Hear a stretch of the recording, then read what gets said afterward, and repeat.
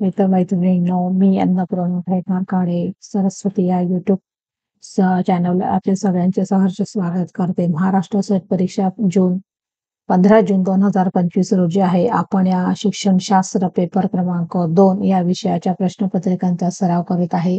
मागच्या सेशनमध्ये आपण 2021 शिक्षणशास्त्र या विषयाचे 33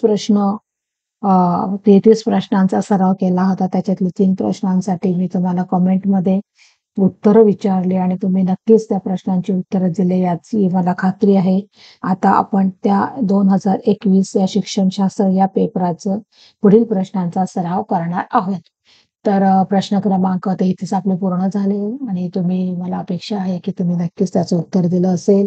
प्रश्न क्रमांक 33 या प्रश्नाचं उत्तर ऑप्शन ए औपचारिक हे होतं.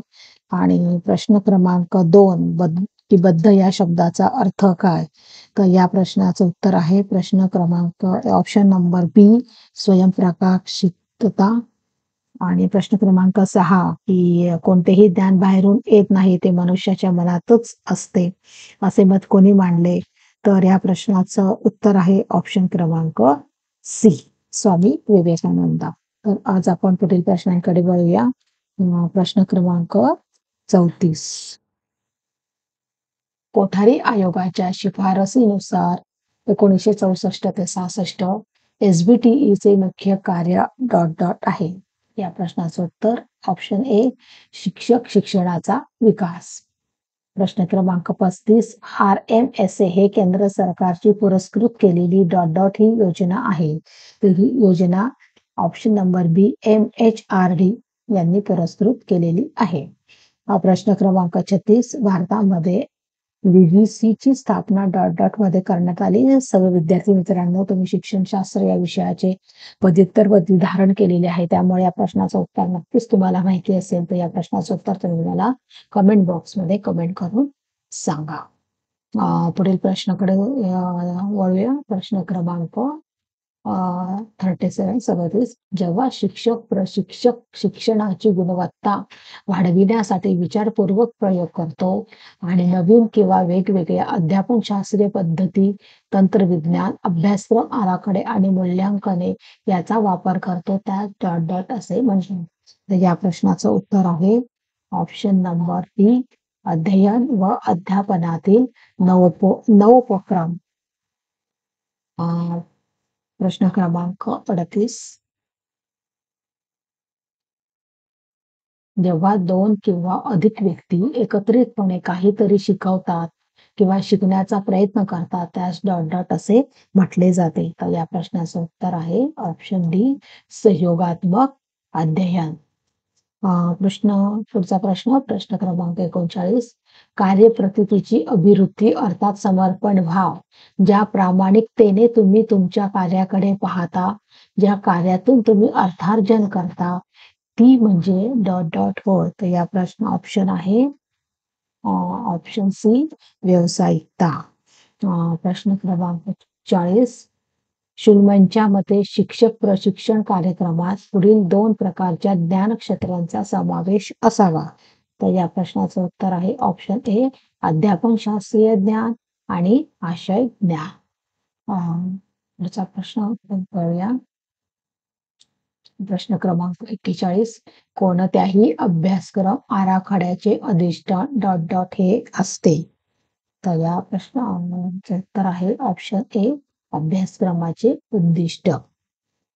प्रश्न क्रमांक 42 अभ्यासक्रमाच्या चांगल्या उद्दिष्टांच्या निकषांपैकी खालील निकषांमध्ये कोणता निकष योग्य नाही? बघा, नाही शब्द आहे, त्यामुळे नाही हेच व्यवस्थित तुम्ही प्रश्न वाचताना व्यवस्थित वाचा. आपल्याला नाही विचारलेला आहे, म्हणजे बाकी ऑप्शन 4 पैकी 3 ऑप्शन असतात आणि 1 ऑप्शन नाही असतो. तर या प्रश्नाचं उत्तर आहे ऑप्शन नंबर डी ही उद्दिष्टे शिक्षकांच्या कामकाजाच्या वेळापत्रकाशी सोयीस्कर असावी.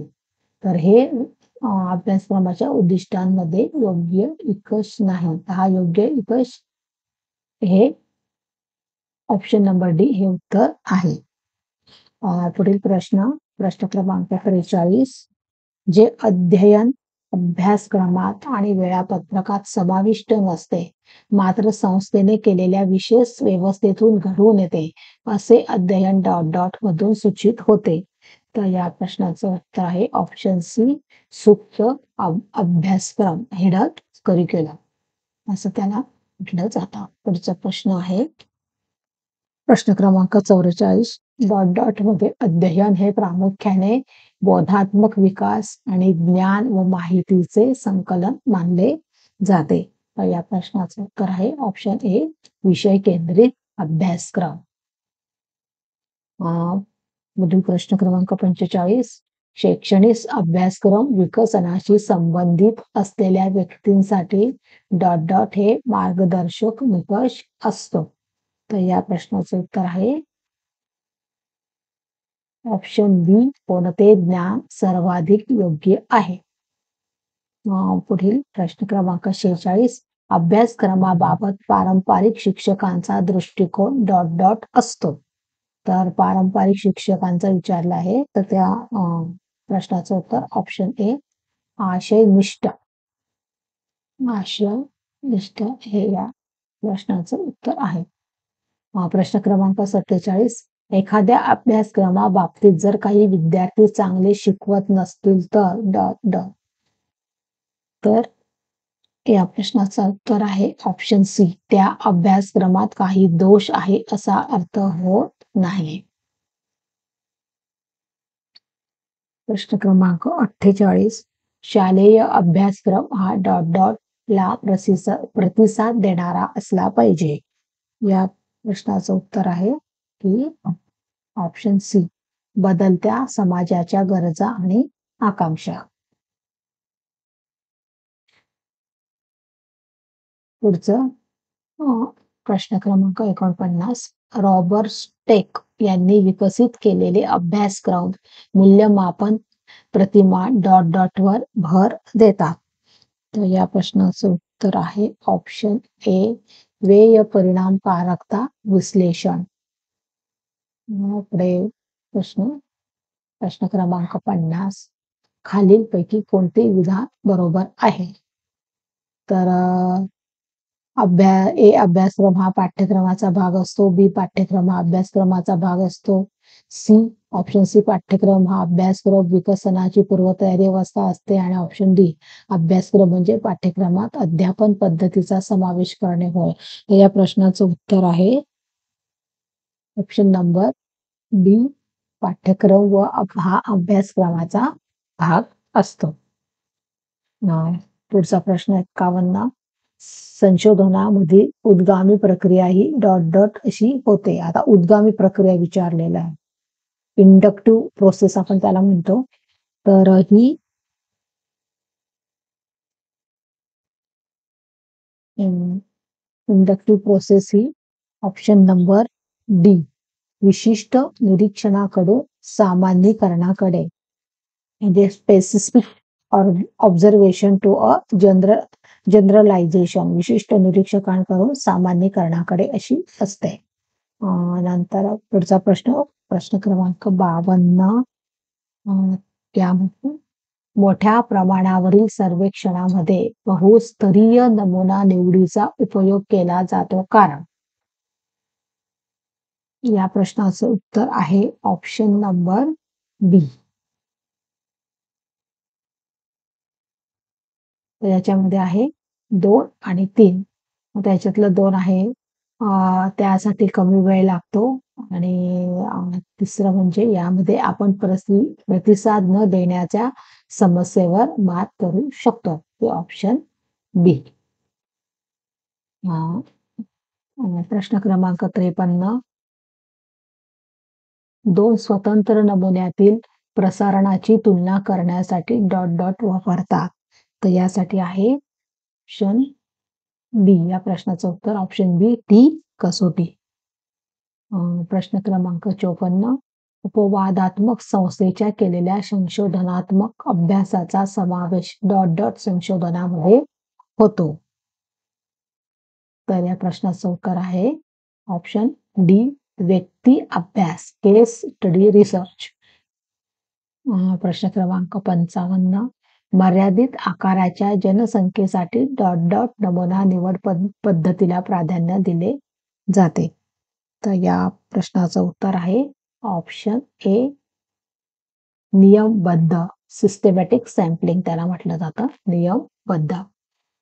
प्रश्न क्रमांक 56.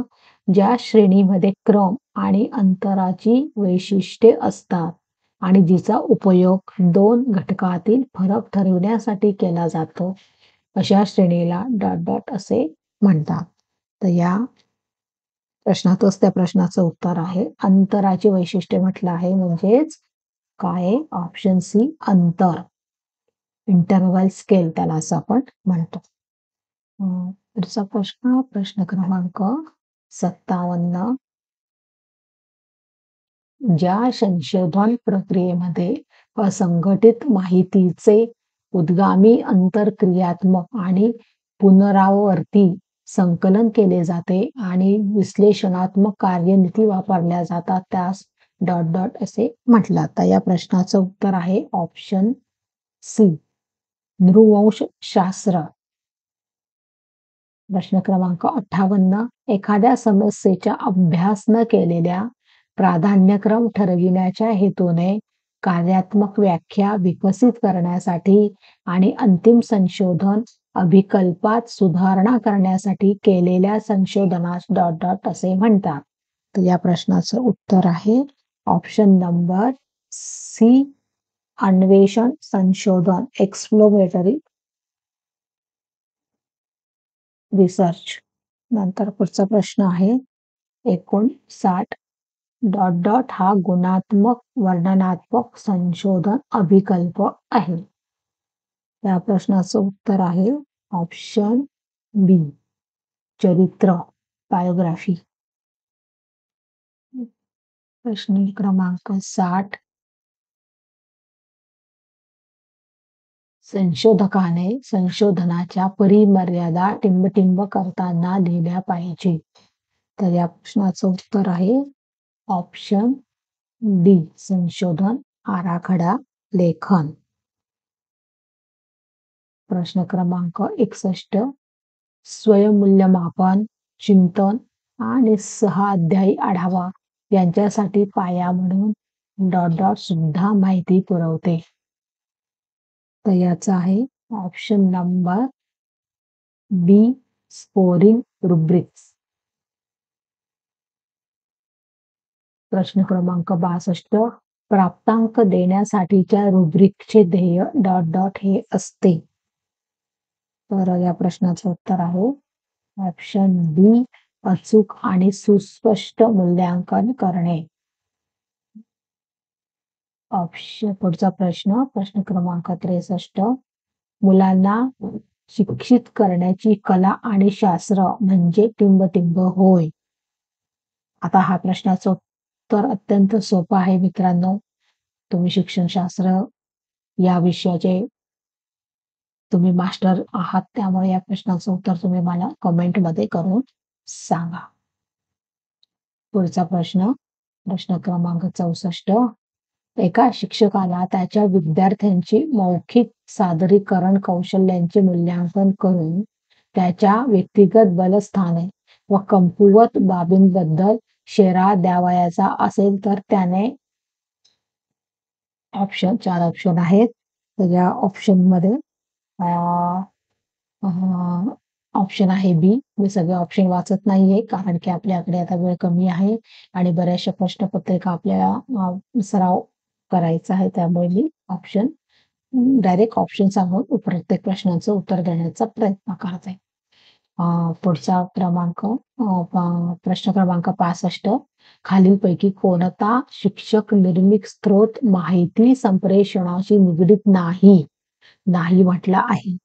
मग आता या प्रश्नाचं उत्तर शिक्षण संप्रेषण तंत्रज्ञानाशी निगडीत नाही, म्हणजे ICT रिसोर्स. तर या प्रश्नाचं उत्तर आहे ऑप्शन डी, वर्गातील आंतरक्रिया, क्लासरूम इंटरॅक्शन्स हे ICTशी निगडीत नाही. प्रश्न क्रमांक 66.